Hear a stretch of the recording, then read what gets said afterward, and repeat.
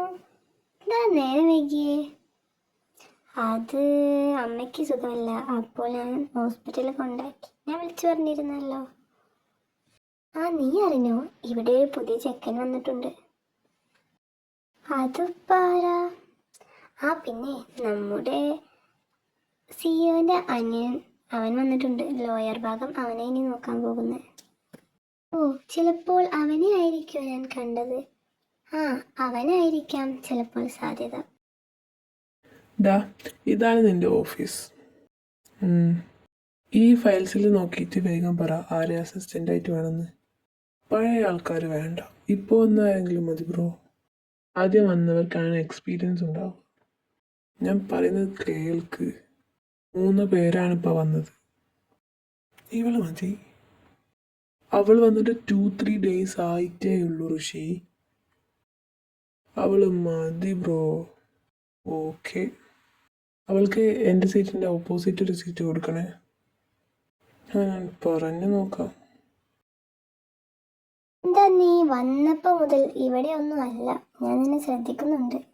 ഞാനോ? നിനക്ക് തോന്നിയതാവും. അല്ലല്ല, ആണാണ്.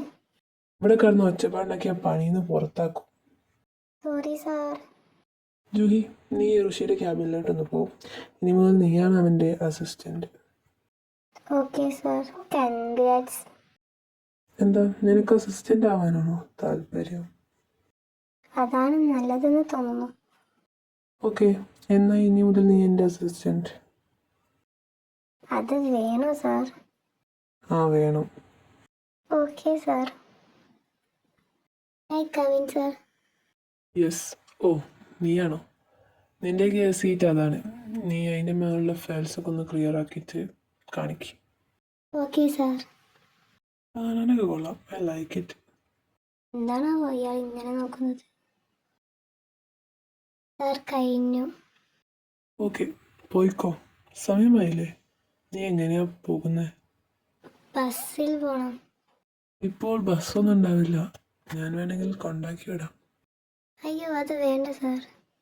നീ വാടോ. Okay sir, thanks. Bye. Bye sir.